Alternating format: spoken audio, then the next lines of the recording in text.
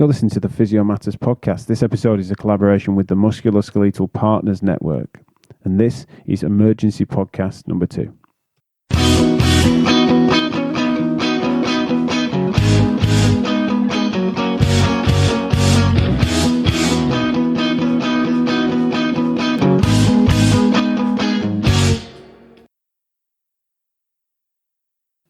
Welcome back to Physio Matters in these emergency times. So we're getting podcasts out as quickly as we can once we've recorded them, just to make sure that the information is very current.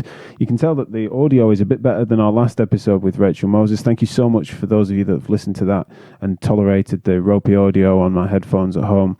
I managed to get the good mics together for this one. So thank you so much for all your support, and please do keep in touch with us about how we can help, as well as you guys making sure you amplify our messages and countering some of the bad ones that are out there. So yeah, thanks so much for your support in this difficult time. This episode is brought to you with the Musculoskeletal Partners Network, which is a trade association relatively recently formed as a conglomerate between different MSK businesses in the independent sector and the private sector. They are a network of brains that can answer some of the questions that are on everyone's lips around what the state of play is, considering the coronavirus pandemic, with regards to sort of job security and what the likely outcome is for MSK businesses. This is something that we understand that some of the talk is directed at clinic owners, but fundamentally a good understanding of how the sector is going to need to adapt is really important for all of us. And so if you're listening and you're an MSK clinician, regardless of what sector you're in, this is going to have enormous ramifications across the board. And so understanding the who's and ahs of business as is going to need to happen is really valuable. And also we visit in this episode a little bit about remote working, a little bit about virtual consultations. And so it's just a really wide-reaching chat about technology, business and the future, from people that are supporting as much as they can everyone around them, rather than looking inwardly when other businesses are being protective over some of their knowledge. So really appreciate their time. We're hearing from an awful lot of you about concerns, understandable concerns about redeployment or misdeployment into acute medical services or respiratory services during this pandemic when your skill set isn't in that direction. We've spoken up following the last podcast and made sure that we are on record declaring that we feel that MSK personnel are best placed into functional rehab services to try and help the war effort on the front line of community and virtual care, rather than misdeploying semi-competent or incompetent clinicians that all will end up being mismanaged and misused as porters and TIs in acute services. And so do check out mskreform.org.uk/rehab recruits to hear the arguments, understand what we're going to be doing about lobbying, as well as then signing up and registering your support and interest in being part of the NHS efforts to deal with this, but in a sensible joined up strategy for MSK, which will be efficient. So do check us out there. We have an episode next week which unpacks virtual consultations with Anthony Gilbert and all the details, so do tune in then. But for now, I bring you Rupert Crowfoot, Simon Devane, Paul Allan and Graeme Fletcher of the Musculoskeletal Partners Network.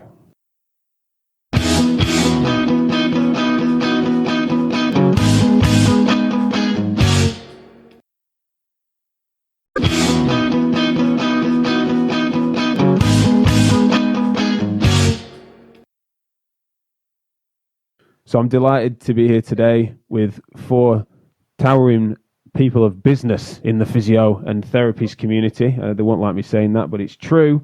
And we want to make sure we visit some frequently asked questions that have been happening in and around the COVID-19 coronavirus crisis we find ourselves in. We're recording this on the 26th of March 2020, and the world has changed.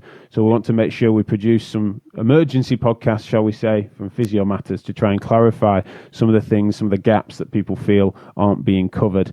And so I'm delighted to be joined by Rupert Crowfoot, Simon Devane, Paul Allan and Graeme Fletcher, all of different backgrounds that they will give more detail to in a second, but each of them has got a unique take on what we need to be doing at this time through remote working, through how we can understand our obligations with regards to rates and business.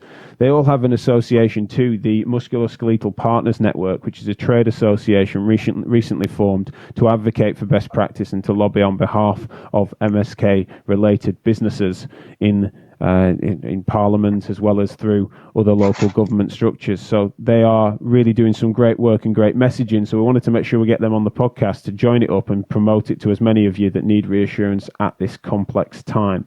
So the first person I'm going to go to is Rupert Crowfoot, the MSK Professional Network's treasurer. He's also the chief executive of SixPhysio, a large practice down in London. Thank you for coming on the show, Rupert. And could you just give a bit of your background quickly for the listeners? Sure, Jack. Listen, thank you very much for inviting me on, and thank you for that very generous introduction. I've been knocking around in the business world, it makes me feel very old now, for 25 plus years. My background was in large corporates in a number of different industries, from fast-moving consumer goods through to industrial. And I've had the privilege to co-lead and part-own SixPhysio for the last nearly 12 years now. And it's, if you don't know, we've got about 150 people. We've got 14 locations, 13 clinics in London doing MSK work. Fantastic. Now, one of the things that we wanted to really talk to you about is that you're obviously in a situation where, as this crisis has descended upon us, the questions that you'll be asked by your staff, as well as having to deal with yourself, you've been kind enough to feed forward into the industry some of the answers that you've come up with, as well as come to understand. So could we start by thinking about the obligations that practice owners have with regards to, say, rent and mortgages? Sure. Yeah, I mean, all of our businesses, the two biggest costs will be our staff costs. That's usually the biggest. And the next one behind that, closely behind that, is our property related costs. So the rent, the rates, the service charges. And I think on the videos that have been pumped out through the MSK Partners network, I've been reasonably clear in saying, we are all in this together. This is that word unprecedented feels like it's been overused, but it really is. And in simple business terms, if you've got virtually no revenue coming in or no revenue coming in, you've got nothing to, you've got no ability to pay out or cover your costs. So, my view for the last couple of weeks has been everybody in our business ecosystem needs to do things differently. And the conversations, the old tired conversations of landlords dealing with their tenants, we just need to rethink that, because it is a complete paradigm shift. In the last couple of weeks, we've had a number of landlords who've kind of volunteered to say, yes, okay, I understand you've closed your clinics, and I can see that's going to have an impact, but I could probably offer you a rent holiday. So they're talking about potentially pushing the can down the road. That for us is great in cash flow terms, because it allows us to conserve the cash we've got and keep paying and looking after our people and meeting some of the other responsibilities we have or liabilities we have. But it doesn't actually solve the problem, because when we come out of this hole that we're all in together, we can't simply have lots of liabilities stacking up, or we will have businesses that just aren't tenable and are effectively insolvent. So that's the sort of conversation I've been having with landlords. Pleased to say, varying responses, as you would expect. One or two taking a fairly tough line. The vast majority very aware, very mindful. A bunch who can't commit to anything right now because they're still working things out for themselves. And I think it's fair to say we've got to be mindful that there are problems for everybody in the entire chain. And then one or two who've actually started to come back with some formal offers of some rent-free periods, et cetera, et cetera. So, certainly things are moving, but we've got to be thinking very differently about how we do things, because this isn't me simply just unable to pay a month's rent or a quarter's rent.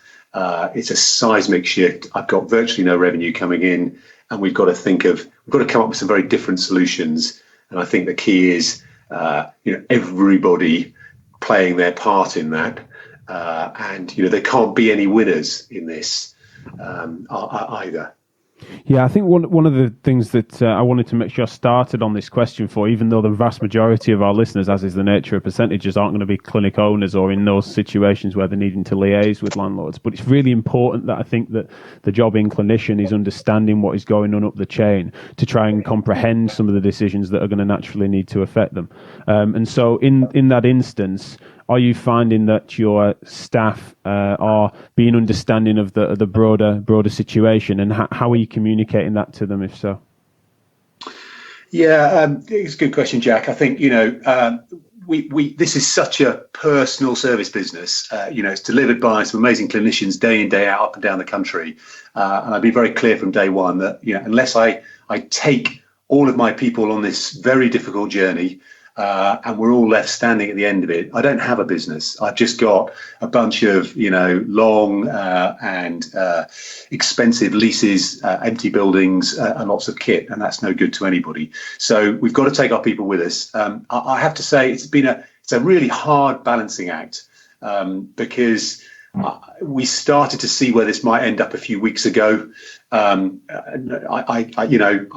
certainly didn't see how quickly it would change and happen. I think that speed has shocked us all. But we've ended up in a position where we've closed the clinics. But the key thing has been this balancing act of trying not to scare the living daylights out of people, but also to get them to understand the graveness of the situation. And it again, it's perhaps this word unprecedented. It's never happened in history that whole economies across the whole globe have pretty much started to shut up overnight. So, I think it's been difficult. There's been lots of emotion. People have been scared, anxious, uncertain. We've all got commitments. We've all got mortgages. We've all got landlords we're supposed to pay rent to.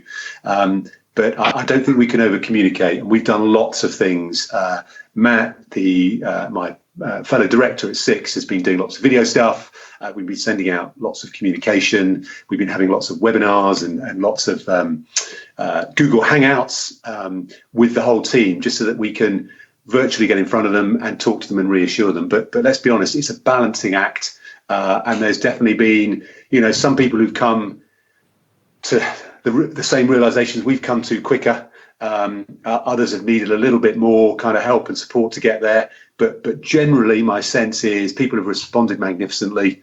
They've stood up. They're doing all the things they can do, and are grateful that we've been pretty damn honest. If I'm honest with you, we've had to be pretty brutally honest about where we're at, because it is so extraordinary. It's been difficult. Yeah, I think I love that. We have an unprecedented amount of the use of the word unprecedented. I totally agree with that. It's a completely unique circumstance, and that brings with it huge challenges as people adapt. But also, what is especially unique is how everyone is in such a similar boat, and they've got to try and work out what they can do within their own remit, and that's the challenge. When it comes to obligations, then beyond it, so some of the governmental stuff, then, such as sort of business rates and the like, could you detail where we stand with that, as well as understanding the big differences between, say, holidays and actual break periods? So with regards to the rates piece, I think what we've done at Six is we have written to all the local authorities. We have 8 of them, because the clinics are spread across a number of local authorities. And we've written to them all to say we won't be paying. Most of them are fine with that. And we are then going to lobby them all to say, actually, we're no different from a lot of the hospitality, retail and leisure businesses that the government has said will enjoy a 12-month rates moratorium. They won't have to pay rates for 12 months. So we're starting that secondary process now of trying to challenge and get ourselves included in that. We're going to do that at Six, but we're also going to do that through MSK Partners Network to try and get some change there, because that would be a big win for us as a profession, as an industry. So that's the rates piece. Does that answer all of your questions? No, absolutely. And so, to be clear on where I probably missed a chapter there, didn't I, where the government haven't necessarily stated explicitly and wouldn't, musculoskeletal private practices is not going to come up, it doesn't fall off the tongue very easily. But so when it comes to the rate relief, work that they've been talking about, it doesn't necessarily, it's not always crystal clear as to what it does and doesn't include, which involves a need for measures such as what you're taking to try and see if we could be included in that. Yeah, absolutely. And I think it's been complicated a little bit because central government has devolved that responsibility, and this is the key, to each local authority. So what you're most likely to get is a number of varying responses from the local authority. So it's kind of made the task a bit harder. So I would encourage everybody to lobby their local authority. And I hope we'll be able to publish some thoughts around that through MSK Partners Network shortly. I'm sure Simon will have something to add to that because he's had some more success in that area. And then we'll try and take that up to the government level so that they perhaps reissue that advice and include us. I don't expect that to be a quick thing, but I think the key is, don't pay it. Tell them you're not going to pay it. I think that's okay. These are extraordinary times, and it'll help you conserve cash. So frankly, you can keep your staff on and keep paying them. Yeah, absolutely. Now, as the treasurer of the MSKPN, I want to make sure I do just talk money in a raw sense at the moment in terms of the banks. What do you see as being opportunities for support from the banks, and have you had any success in discussions with them as to where we stand? Yeah, I think another great question. There has been lots of talk of the British Business Bank, which will be the bank that's basically funded by the government, which will be lending up to 80% of any, well, we underwriting 80% of any loan that your bank then makes to you as a business.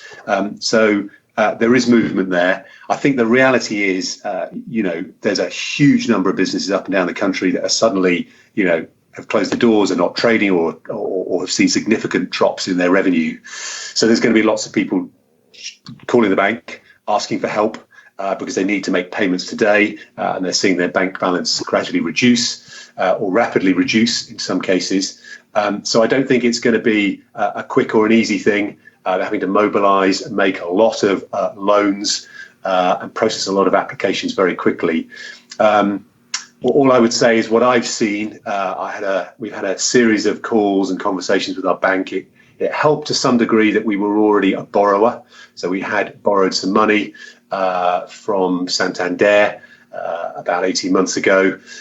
So they know us, and that makes it slightly easier for them to understand our business and take a view, because there is a balance sheet risk for the banks in this, even though the government is underwriting 80% of that.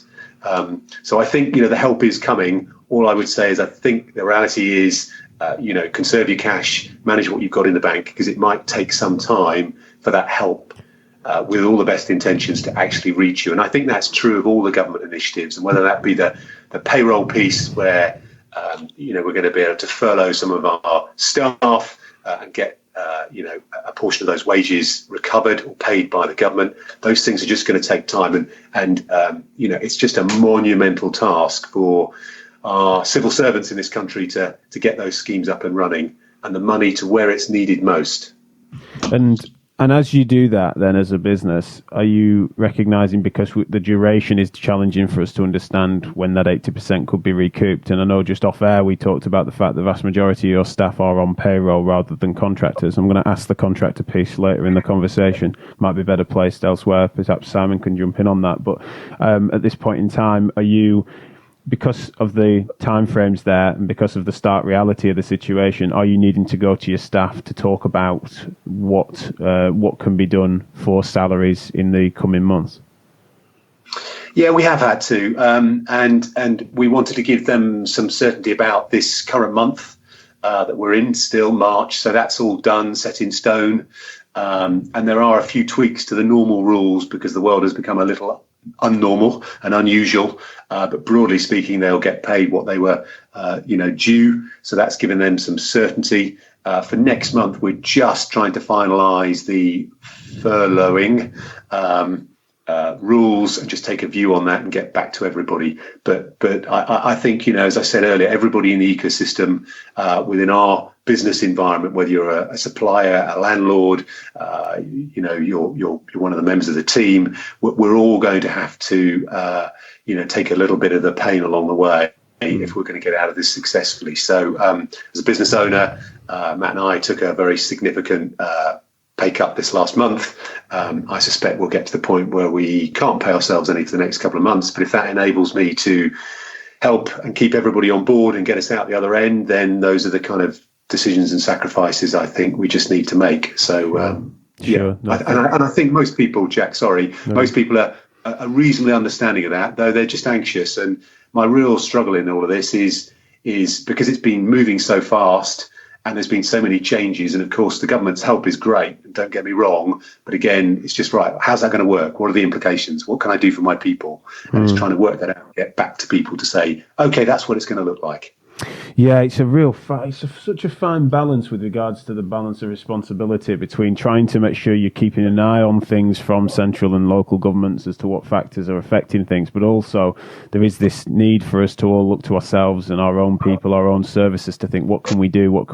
How can we adapt quickly? And it's a fine balance, really. You don't want to be left waiting, cap in hand, but similarly, you can't pretend that we can solve it all through just looking at ourselves. It's such an interesting time. So thank you so much for that. We'll certainly be back chatting to you in a second, Rupert. But I want to bring in Simon Devane, who's the Vice Chair and Secretary of the MSK Partners Network, as well as Chief Executive at PureSportsMedicine, another set of practices in London. Thank you for being on the show, Simon. Could you just give some further detail as to your role, please? Sure, and thank you for the invite, Jack.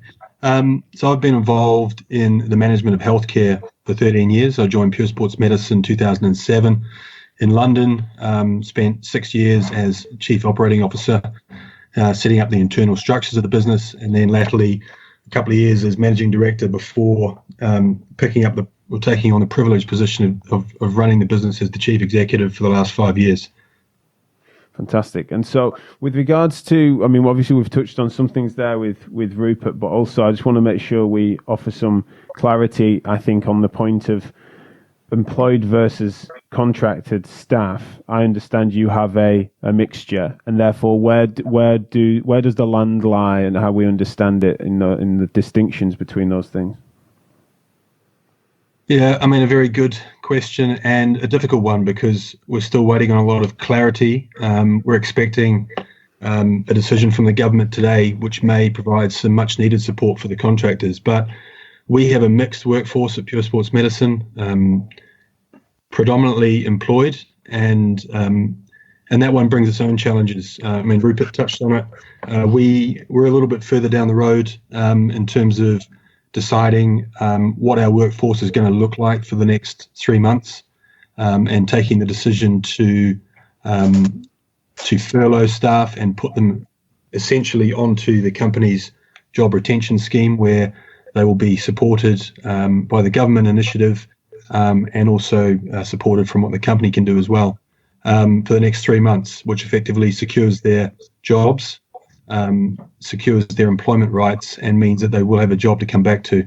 The contractors, it's very different. Unfortunately, they are steering into a world where they have uncertainty around revenue. We're not sure about the volumes of virtual consultations. For now, the position that we've taken is that our contractors are very welcome to do as much as they can with regards work and adding time to deliver virtual consultations. And we are hoping that there'll be some government initiatives to support that group of key workers as well. Yeah, fantastic. And what I wonder about with regards to contractors, which again we're still waiting on that sort of self-employment package, which must be really complex, and I can understand the delay, and also the order in which the government has had to then explain some of the packages.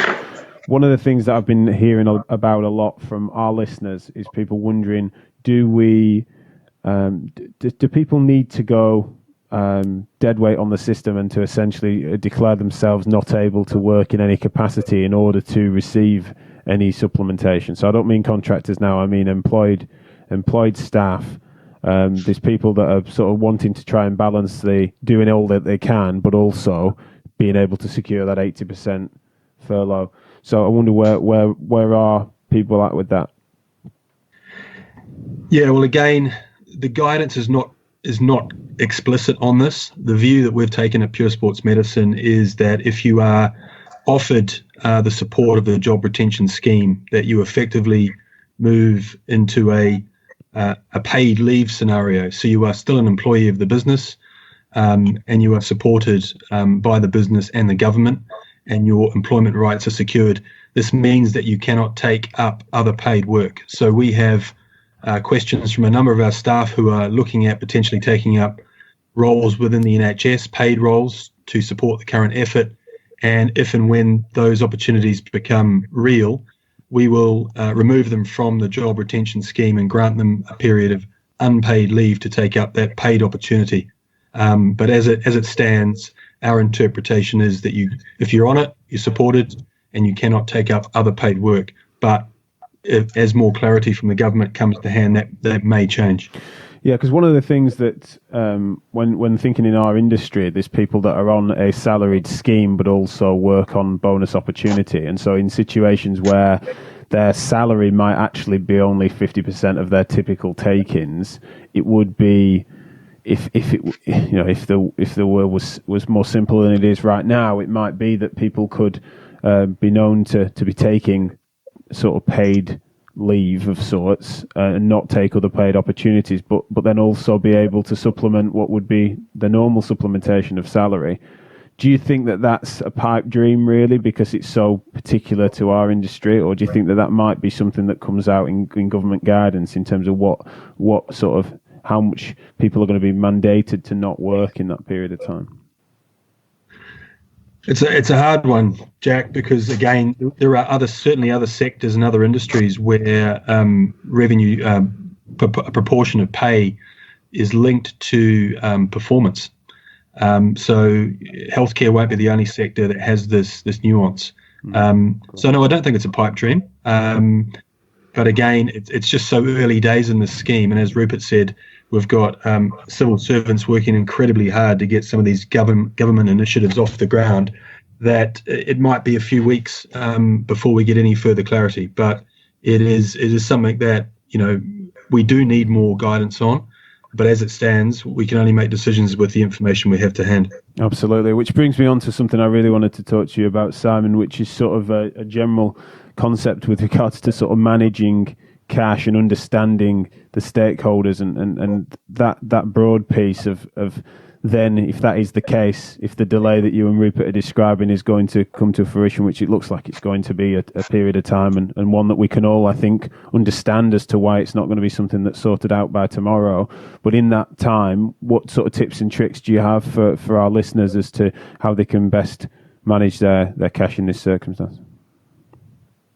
Yes, well, the old saying, cash is king, has never been truer, given the current circumstances. And the first statement I'll make is take control of your cash now.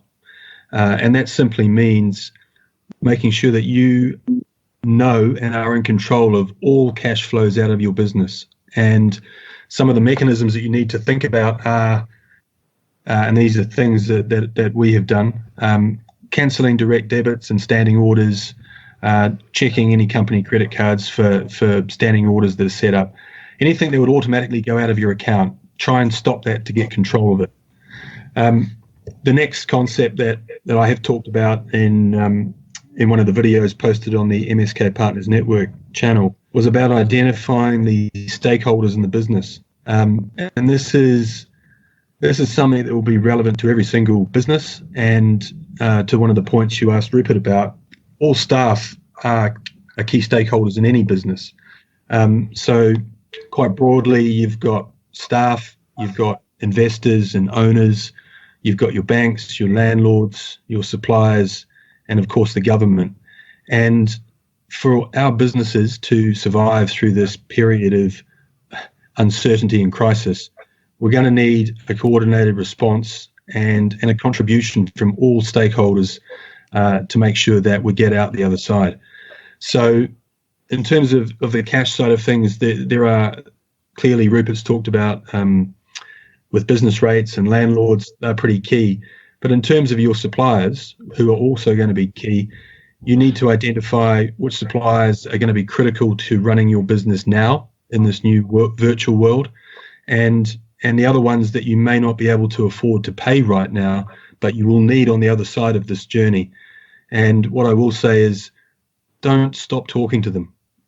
Communicate, have someone in your organization who can have responsibility for picking up those relationships and managing the expectations about when money will be forthcoming, because it's going to be tough for absolutely everyone. No one is immune.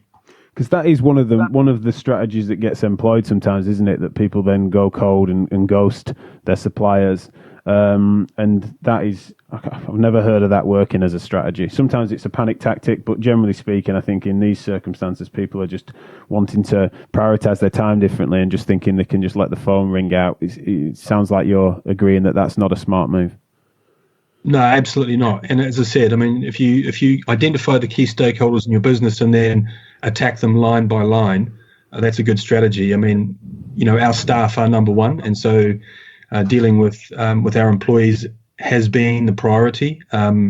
We seem to have got through the bulk of those conversations now, and so we're moving forward to more robust conversations with landlords, local authorities with relation to business rates, and of course suppliers. But going cold on them and not providing any communication is not a wise strategy if you want them on the other side.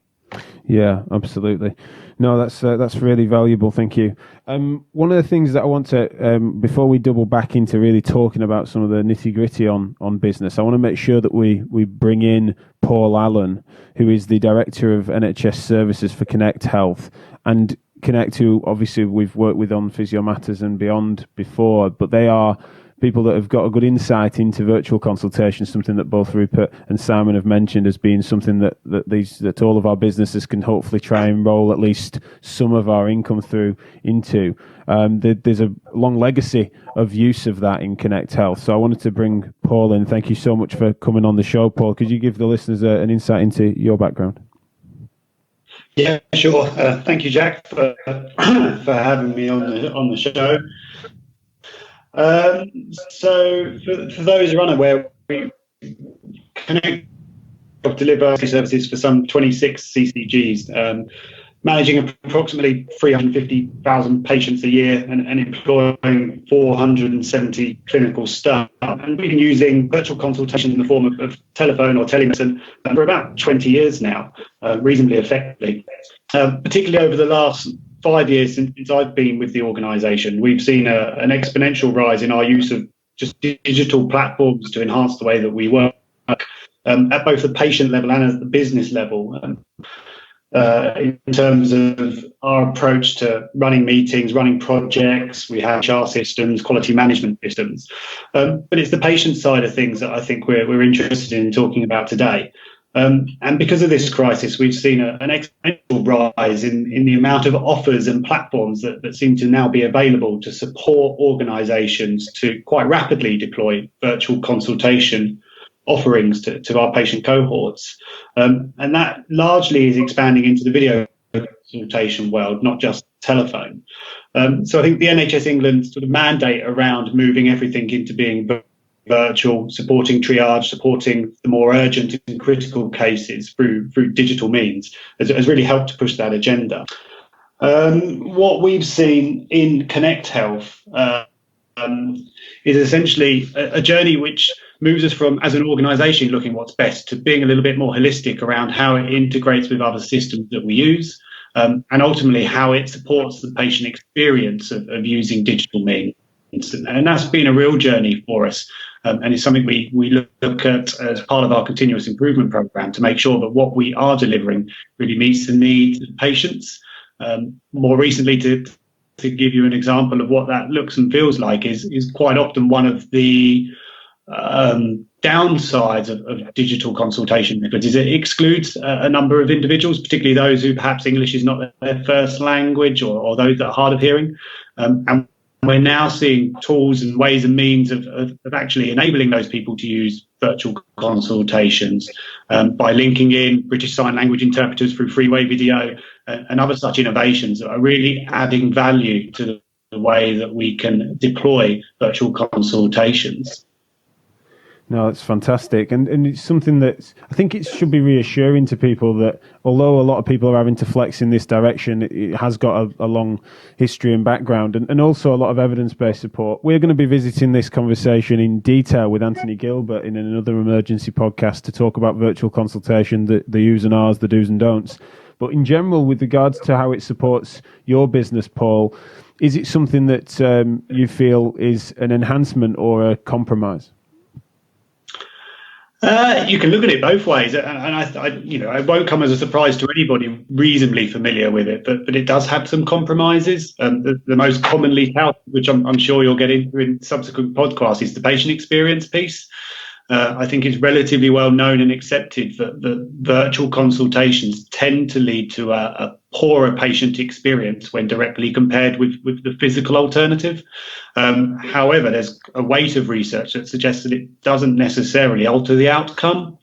And I think, so some people look at that as a compromise, but it has obvious advantages too. The virtual consultation piece enables us to deliver really quite efficient, from a time perspective, access to care. It reduces travel, it reduces, particularly during this time, the need for any kind of social distancing or contact. So it has got some real advantages to it as well. Yeah, and I think as well, it's one of the big challenges, I think, trying to make sure we link patient experience to patient outcomes, and that sort of behavior piece is obviously a bigger thing than just virtual consults. That's a perception thing, and accuracy of perception with regards to outcomes in MSK is definitely a conversation for another day. But it is useful for us to know that people don't necessarily have to compromise on outcomes, and I think that's one of the things that I think a lot of things are coming out in the wash with regards to style of practice. If in MSK you've been someone that I would say, and I don't think it's controversial, especially to our listeners, for me to say, practicing in a dated manner by excessively inferring sort of curative action to your hands, needles, machines in such a way that you are the fixer. If you're still practicing that way, then yeah, it's going to be a massive earthquake underneath all of your work, because that is something that is you're not able to simulate virtually. Whereas if you've been in a rehabilitation model where all those other things, whilst used, are supplementing functional rehabilitation, that is something that is then you're able to adapt and not compromise outcomes based on what your understanding of your research is, as well as the application data that you guys have at Connect. Is that something you're finding where some clinicians are able to adapt more than others, or some models of practice? Yeah, definitely. And I think it's really worth touching on. So I look at it in two different ways. I have the more formal information that we gather from our services and our use of virtual consultations, and you've touched on them. It's, our experience is measured through friends and family test collection, and our outcomes through EQ5D. And we've been doing this for long enough now, but we understand the trends associated with virtual consultations. And from a friends and family test perspective, we generally have a 5% difference between physical and virtual consultations, with virtual being slightly lower. But from an EQ5D perspective, those that go through a predominantly virtual pathway, there isn't a significant difference. And I think that's really important to highlight. The other side of that coin is perhaps a little bit more anecdotal in terms of what we hear and listen to from our clinical workforce. And you get one of two responses generally, if I try and make it as binary as I can. You have those that really struggle to deliver virtual consultations for all the reasons you've just outlined, Jack. But interestingly, and particularly during this crisis, as we've mobilized perhaps services we previously wouldn't have pushed down the more virtual route. So I'm thinking pain services is a really good example, and rheumatology services, where there might be a bit more of a lag to them being predominantly virtual. We've had some really interesting feedback anecdotally from our staff and our patients, particularly in pain, where we're actually, staff and patients are both reflecting back, but because of the lack of physical presence in a clinic room, they feel more comfortable being open and honest about things, not just in terms of their persistent pain, but psychologically, sociologically, that they're sharing more information through the digital channel than perhaps they would if they were sitting face to face with somebody in a clinic room. And I think that's really interesting as anecdotal feedback in terms of how virtual consultations for some people might actually enhance their experience and ultimately enhance their outcome, because they're willing and able to share more information they wouldn't if they were sitting in a clinic room.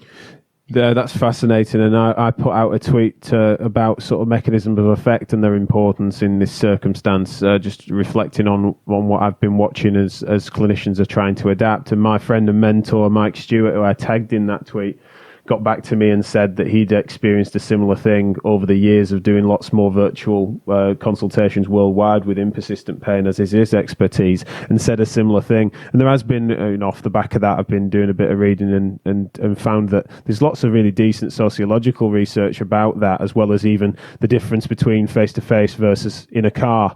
If someone's in a passenger seat, even the orientation of the person and the context of that circumstance makes it very variable as to how well people will open up, and that is something that I think we need to make sure gets evaluated sensibly and thoroughly when the dust settles on this, whenever that might be. So thank you so much, Paul. Stay on the line. We're definitely going to be having a big chat between all of us after this, but I want to bring in Graeme Fletcher.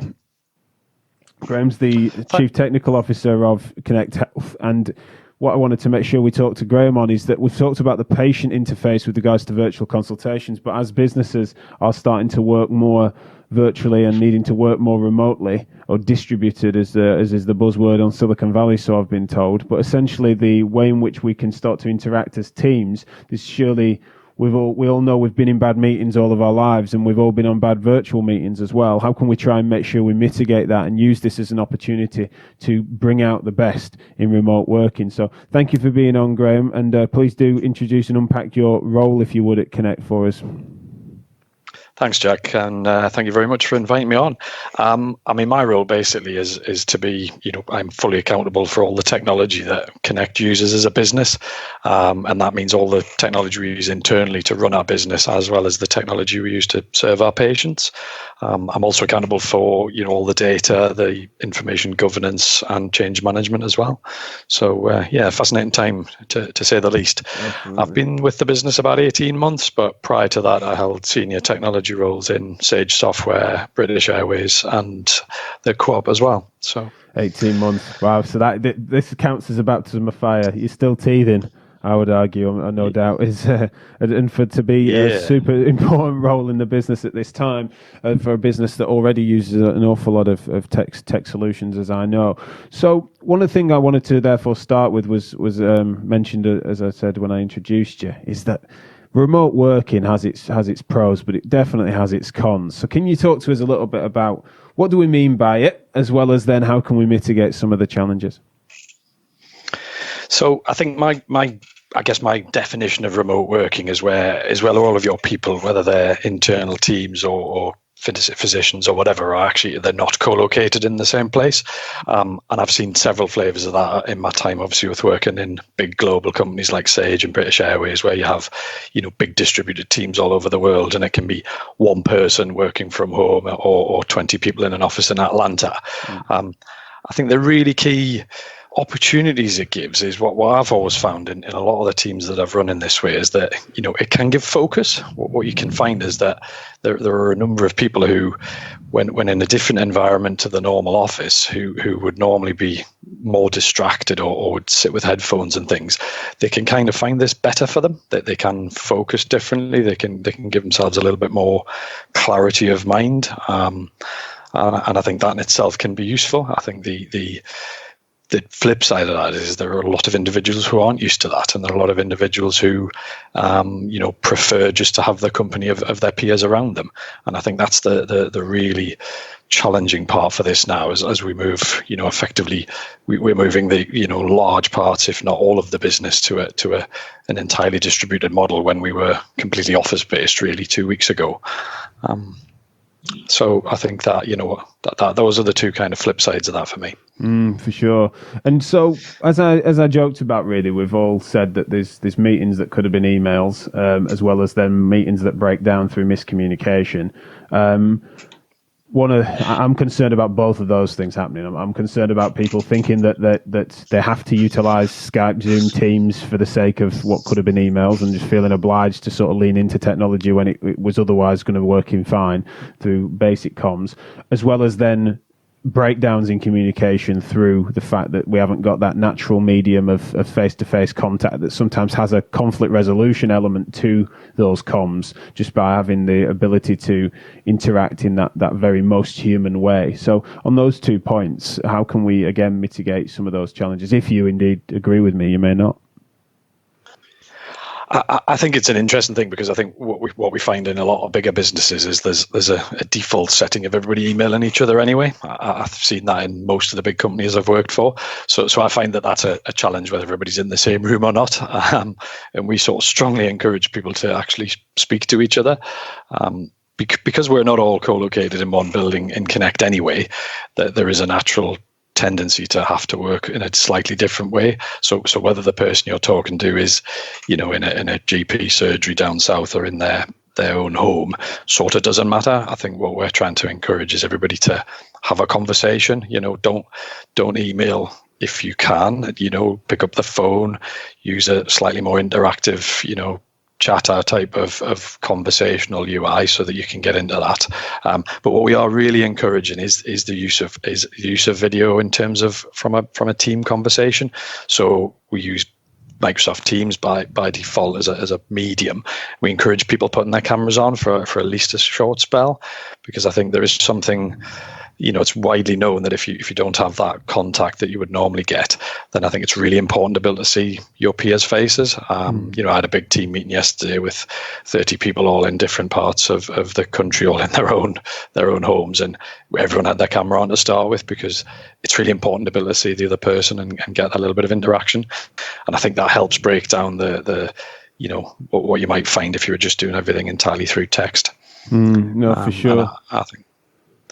In terms of meeting structure, we again, it can be quite an interesting dynamic. We are, we've sort of set up, and this is kind of throughout the business, is a much more, a little bit more of a sort of structure in terms. We have a daily sort of all hands. We have regular scheduled sort of meetings that, are just 15 minutes of quick catch up and checking how everybody is, and and kind of forcing more sort of cooperation and more, interaction than you might have even had if everyone was sat next to each other. And I think, again, that's really important to put a little bit more structure around the day than you would have had necessarily in the office. And I think that really is helpful. I think meetings themselves are always as good or as bad as whoever's set the agenda and who's the chair. So I'm not sure that's any different, really. No, absolutely not. And I'm feeling the pressure in this meeting from having said it. So no, I totally agree. Now, when it comes to then technology, one of the big things that people are concerned about, and also the concern isn't unwarranted, because I'm witnessing the NHS play a bit fast and loose with information governance and things, as they need to integrate tech as quickly as possible. Now, I'm not saying that they're being unsafe, but I know that there's some things that I think have been excessively legislated and a bit anal over the years that they're then flexing. And so suddenly WhatsApp's on the table. I've never known so many NHS executives even know what that is, never mind sort of promoting it. So there's definitely certain things that best practice test cases are being sort of made sure they've been promoted. But generally speaking, there's people recognising that we're in unprecedented times, as has been said, and we need to adapt to them.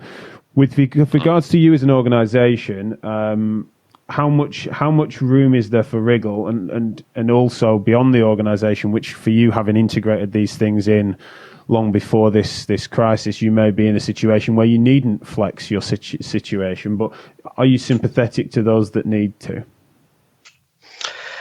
I mean, I am. I think, as we've all described, this is like nothing any of us have ever seen. And, I worked at British Airways when we had September the 11th. I thought that would have been the life-defining moment in anything. This is bigger than that. Wow. So I think there is an element of we do have to, be understanding and accepting of that. But I'm also really conscious that this will pass and we will prevail, and what we will have when we come out of it is a different world, but we cannot have abandoned all of the things that matter to us only a couple of weeks ago. So in terms of our information governance, we're in a good place in that we had quite a lot of the right things in place in the first place. We're not having to compromise on things in order to move quickly. We've reissued a sort of use your own device policy, which is giving ourselves a little more clarity of using, Office 365, for example, in the cloud over your own device, but making it really clear about where you put the data and don't copy things locally, which is just to sort of aid people in what they can and can't do. And we're using technology to help protect people so that we are using virtual desktop technology, which stops people from being able to do things locally. They can't, because a lot of this stuff happens by accident. People don't realize what they've done. And because we've got a lot of that in place already, we're just trying to protect everybody and our patients from accidental harm. So far, we are continuing to operate with all of the rigor that we needed, because we had it all kind of thought through in the first place, and we're just scaling really quickly. Like I said, large scale use of Citrix as a technology to allow access to clinical systems in a safe way, was already on the cards, and similar with Microsoft Azure and things. Yeah, for sure. I get it, and I think it is really difficult though, because if you haven't got those things in place, and your primary focus is to operate and make sure that you look after your patients and everything, it's really hard. But there's more than one aspect of looking after your patient, and that is ensuring that their data and all that they hold dear is kept safe for them. Yeah, you're absolutely right. We need to not compromising the actual usage is one thing, but we certainly can't compromise on values with regards to data protection and safety and security, especially when people, one of the examples is that people were asking me, and I'm sure we'll cover this in more detail with Anthony Gilbert next week, which is that people saying, well, can we record them on a video? Can it be recorded and sent to them to demonstrate exercises and things like that? But this is people that are on the other side of a call that might be in a state of undress because they're demonstrating or pointing to you as to indicating where their back is sore. Then where is that recording landing? If it's cloud-based, then where is that server located? It's just that people need to know. That's where I'm not comfortable with people playing fast and loose without IG policies that are robust. And so I think there's some compromise, but there's areas such as that where we need to err on the side of caution, in my opinion. I would totally agree. I mean, we are still, steadfast in all of those principles. We even the technologies that we are bringing on stream really quickly, to support video consultation, we're still doing, the right level of rigor, but we're doing it in like a day as opposed to, what might have been weeks.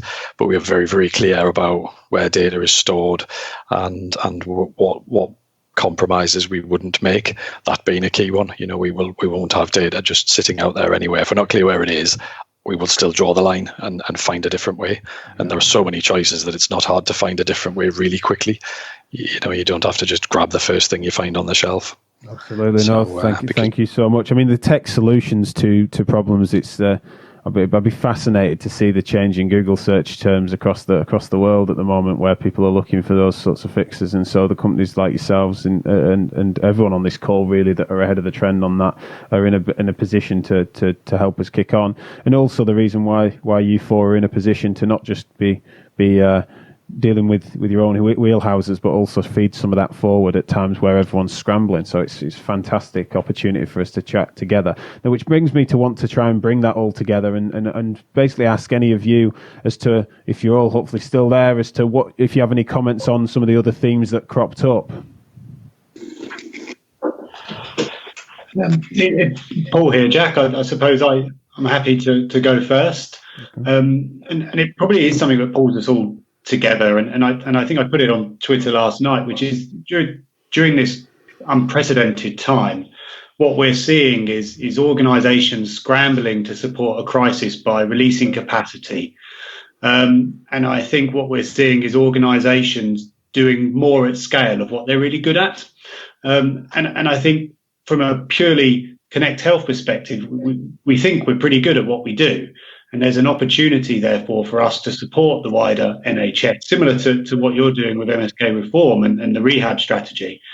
And I think collectively we can really help to drive that agenda. In the way that there's a number of private practices and private physiotherapists out there that can support the NHS during this crisis. The question is, how do we do it? And I see it in two ways. And this is the conversation I'm having with a number of commissioning groups and local hospitals, is that we can redeploy the workforce. We can support by adding heads and numbers to existing work streams around supporting people through the crisis. Or we can do more of what people are already quite familiar with, which is MSK care, in line with the NHSE guidance around supporting triage, supporting urgents, and supporting essential rehab. And we can do a lot of that digitally and virtually. And they're not just us, but there are other organisations who are probably a bit further ahead than perhaps everybody else in terms of supporting that at scale. And I'm really keen to try and make that clear as an offer, really, in my conversations with other organisations, particularly in the NHS, to say it's not just about throwing bodies at a problem and a crisis. There's alternative things we can do that might release existing capacity in the system to go and fight the crisis, because they may be better placed to do it. And I think that's a really interesting concept that could help solve a number of the problems we've talked about today, particularly for Simon and Rupert's world. Now, what I wondered is, with regards to sort of the business side of the conversation, early doors then, Rupert, Simon, anything we haven't touched or anything that each other mentioned that you want to weigh in on? I had possibly, Jack, a comment just following up on the tech stuff. I think it's really coming to a fore. I think I would stress to people that they don't need expensive solutions. There are quite a few platforms offering their services, and that's fine and maybe dandy, but actually we've got this, we've turned our business into a virtual business overnight, and, it's about connecting with the patient. So we are using Skype, we are using a Zoom. I know that is a paid for service, but actually it happens to be pretty good, but it's not particularly expensive. And we're using WhatsApp and frankly any other platform that the patient's got. So a little bit like we're here all on Skype, but it's not Skype business. It's possible. I think the thing that's holding us back, sadly, is our broadband. You go to South Korea, you go to Singapore, and 80% of the population are hooked in with ultra-fast broadband. So we've got a way to go before that happens. And I think, the government and as a country, we need to invest more heavily in that. But I also wanted to say, I think, there's a place for this remote consultations, virtual consultations to take place. There's also a place for face-to-face. I think we are essentially social animals, social beings. The psychologist will tell you that 80 to 85% of a message or a communication when we say something to somebody is the body language that's the key part.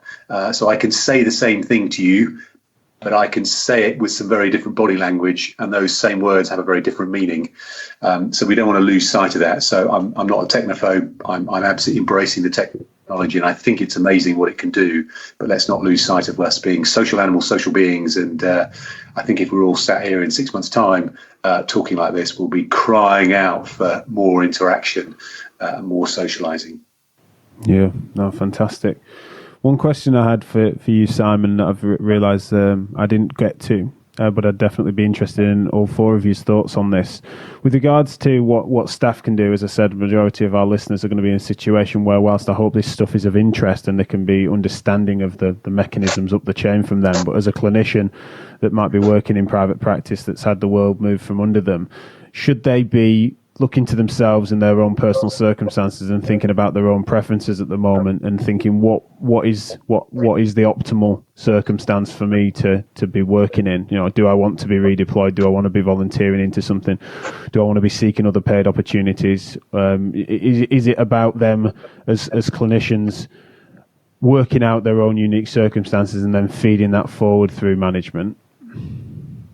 Absolutely, Jack. And everyone's circumstances are different. That's what makes us unique. And I think that's part of the challenge for businesses, to make sure that they are bringing their staff on the journey with them. So trying to share as much information as possible, and it goes both ways, such that when an individual comes to you and says, look, I've got an opportunity, I would like to take it up, it's what's best for me right now, I would like to think we're in a position to say you should take it, and we'll support you. And just know when this is over, the job is there for you to come back to. So I do very much think it is down to individual choice, and then up to the businesses to try and support those choices as best they can. Yeah, no, it's fascinating use of making sure that we get an appropriate mix of sort of top down and bottom up thinking, and the only way to do that is through quality communication, which is where you guys started at. Are there any other themes or topics that any of the other participants today, shall I say, interviewees, have mentioned that anyone wants to add to, or any areas where we've not covered so far in the show? There's just one area. I guess it's a follow-on from the discussion around understanding key stakeholders and cost management. And as fluid as this situation is, and there is no end point, you do need to start planning with some horizon. And I would suggest a starting point is a 12-week forecast to look at your cash management. But don't expect things to just automatically turn back on after 12 weeks. So thinking about a very, very gradual return to normality and making sure that your cash reserves can manage that kind of horizon, and that you're doing everything you can to manage costs, as Rupert said, not just kicking a can down the road, but getting big cost deferrals like rent-free periods locked in to support that transition back to normality whenever that might be. Yeah, no, that's a great point, and something that is really relevant for people to understand as to rent-free periods versus rent holidays, and the simply kicking the can down the road that's going to come back and bite you. I've completely mixed a metaphor there, haven't I? But you get what I mean. Okay, so final thought from each of you then, if I can, as to the state of play, and go with it wherever you want. Thank you all so much for your time today, and please mention in your final thoughts as to how people can get hold of you as well. That'd be very useful. So we'll go in order of play then. So first to you, Rupert. Jack, listen, thank you for today's conversation. It's been great. I think my kind of closing comments would be everybody needs to keep talking up and down the chain, look after your staff, and just remember that we're all in this together, and we're all going to need to find solutions if we're going to get out of it all together in one piece. In terms of contacting me, it's just ru@sixphysio.com. It's fairly easy. I'm sitting behind the scenes slightly in terms of social media, but by all means, drop me a line anytime. Thank you very much. And so to you, Simon, then, for your final thoughts. Well, there's no rule book on this. It's uncharted territory for everyone. Everyone will be forced with making decisions. Do not be scared to make them. Think about some of the things we've talked about this morning, some of the advice. And as Rupert said, communication. And I think shared experiences, really important. No one has a monopoly on good ideas at the moment. That's the whole premise behind the MSK Partners Network, is to band together as a group of MSK businesses to lobby for what's important and what can help us through this. In terms of getting in touch with me, very simple, simon.devane@puresportsmed.com, or contact directly through the MSK Partners Network website, and we can support you from there. Fantastic. Thank you very much. And so to you, Paul. Thank you, Jack. Aside from echoing the general ethos of Simon and Rupert around the fact that what this is all about is helping each other at an individual level, also at an organisational level. I think it's so important that, like Rupert and Simon said, we communicate, but also we lean on each other. I touched on it a little bit during this podcast, but we all have different levels of expertise and knowledge. And when we're going through this crisis, let's use them. I think people will find that they're pushing against an open door if they're trying to seek individual organisational advice and guidance around what to do at this point in time. If people want to get in touch with me, particularly around some of the things we've discussed today around integrating technology and virtual consultations into clinical practice, I'm more than happy to give advice, guidance around our journey if it would help others to understand and implement it. Best way of reaching me is probably on Twitter. I'm MSK_management. Follow me, message me, and I'll get back to you as soon as I can. Thank you. Fantastic. Thank you so much. And last but no means least, then, Graeme, if you can give your final thoughts, please. Yeah, thanks, Jack. Really, it's a play of all the other things. I think it's really important to accept the fact that we're all human. Technology doesn't replace that. However we're dealing with things today will be just different. Don't be shy to accept that it's hard. Don't be shy to reach out and look after each other, and don't be shy to ask for help when it comes to whether it's technology or each other. This is different. And in terms of help and support, I'm happy to give guidance and talk people through any of the things that we've done if anybody wants to speak to me. It's probably just easier to get a hold of me on Graeme Fletcher at connecthealth.co.uk, but you'll find me on Twitter and LinkedIn as well. Fantastic. Thank you. No, thank you so much. And so, final word from me then on this is that, without trying to completely repeat what the four of you have said, is making sure that people recognise that because of the circumstance being so unprecedented and it affecting all corners of both care and business, then we're in a situation where don't be the thing that's going to make people look insular and inwardly, unlike these four gents as well as many others in our network that have been so generous, is that the fear factor that you're feeling alone or isolated and that you have to then try and tread yourself out of this on your own. There shouldn't be any sort of naivety as to the enormity of the macroeconomics of the situation, and the fact that it would be incredibly odd if, when we reflect back on this in 2 years' time, we look back and realise that actually MSK private practice physiotherapists were the people that were overlooked. They fell between the cracks of everything, and we're going to, with people like the MSK Partners network on our side, we're in a situation where we can make sure that we get heard and understood as to the nuance of our industry, and it's ways like they're doing to make sure that they get our voices heard. So please do make sure you join up with that. I'll be offering the details of that on the intro and outro of this podcast, as well as across social media, as to how you can join up and band together.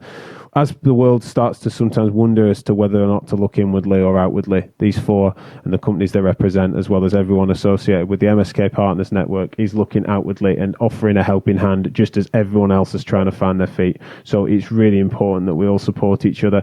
And I want to make sure I give a massive thank you that you've given an hour and a bit of your time today at a time where your time is precious. And so I thank you so much for that. And it doesn't go underestimated. Pleasure. Thanks, Jack. Cheers. Yeah, thank you. Thanks. Yeah, thank you, Jack.